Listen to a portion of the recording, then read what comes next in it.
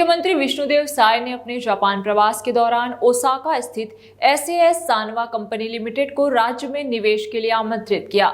उन्होंने कंपनी को छत्तीसगढ़ में अत्याधुनिक खाद्य प्रसंस्करण इकाई और उन्नत इलेक्ट्रॉनिक्स विनिर्माण सुविधा स्थापित करने का प्रस्ताव दिया। मुख्यमंत्री साय ने कहा कि ये परियोजनाएं न केवल कृषि मूल्य श्रृंखलाओं को मजबूत करेंगी, बल्कि उच्च तकनीकी विनिर्माण को भी प्रोत्साहित करेंगी और राज्य के युवाओं के लिए बड़े पैमाने पर नए रोजगार अवसर सृजित करेगी। मुख्यमंत्री ने कहा कि राज्य सरकार निवेशकों के लिए अनुकूल वातावरण, सुगम प्रक्रिया और प्रत्येक स्तर पर सहयोग सुनिश्चित करने के लिए प्रतिबद्ध है।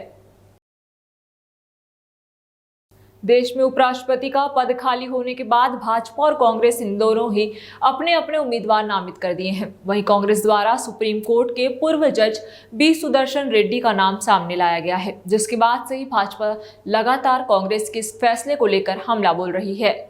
जहां भाजपा के सांसद संतोष पांडे ने सुदर्शन रेड्डी के उम्मीदवारी को लेकर कहा कि जिस व्यक्ति ने सलवा जुडूम जैसे अभियान को अपने फैसले से बंद कराया था और माओवादियों का हितैषी था, ऐसे व्यक्ति उपराष्ट्रपति के पद पर कैसे बैठ सकता है। वहीं इस पर कांग्रेस ने पलटवार करते हुए कहा कि सलवा जुडूम में निर्दोष आदिवासियों के हाथों में हथियार पकड़ा दिए गए थे, जो उनके हित में नहीं था। इसलिए उस समय सुप्रीम कोर्ट को सलवा जुडूम के खिलाफ फैसला लेना पड़ा। वहीं पीसीसी चीफ दीपक बैज ने कहा कि बीजेपी बी सुदर्शन रेड्डी को मजबूत दावेदारी की वजह से बौखला गई है। यदि सलवा जुडूम ये संस्था चलती जो पुलिस के सहयोगी के रूप में थे, तो बहुत जल्दी नक्सलवाद समाप्त करने में सहायता मिलती।